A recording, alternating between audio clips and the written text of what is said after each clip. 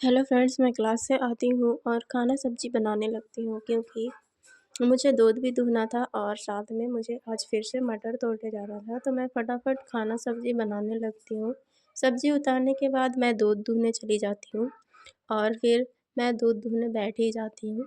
थोड़ी देर बाद दूध दूहने के बाद सारा दूध निकाल लेती हूँ और मैं उसे टिफ़िन में पैक कर देती हूँ और गाजर का हलवा खाने लगती हूँ, जो कि मैंने रात में बनाया था। फिर खाना सब्ज़ी सभी को डालकर मैं पहुँच जाती हूँ खेत की तरफ, जबकि मेरी माँ और बाबा पहले ही जा चुके थे।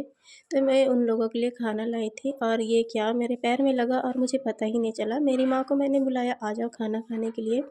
फिर हम मेरे बाबा और माँ साथ में खाना खाने लगे, कुछ-कुछ बातें करके।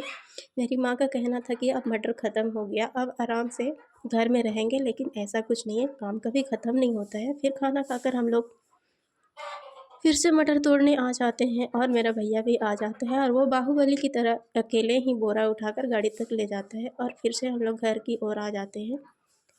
और घर आते ही भैया, बाबा और माँ बाज़ार के लिए निकल जाते हैं और मैं भी हाथ-पैर धोने लगती हूँ मोटर चलाकर और पानी भरने के बाद मैं आ जाती हूँ घर और कपड़ा समेटने लगती हूँ क्योंकि धोया हुआ कपड़ा मैं फ़ोल्ड नहीं की थी, तो उसी को फ़ोल्ड करने लगती हूँ क्योंकि 2 दिन बाद मेरे घर में मेहमान ही आने वाले थे, जो कि हर गाँव में एक परंपरा है, 3 साल बाद होता है, जिसे गुड़-धुआई कहते हैं, जो कि हमारे गाँव में भी आ चुका था, तो उसी का तैयारी हो रहा था।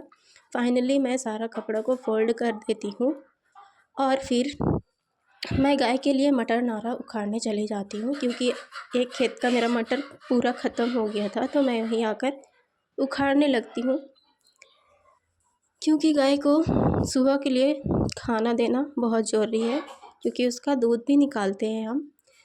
थोड़ी देर बाद ही मैं बहुत सारा जमा कर लेती हूँ और निकल जाती हूँ घर के लिए क्योंकि शाम भी हो गया था। आज के लिए बस इतना ही, मिलती हूँ अगले ब्लॉग में।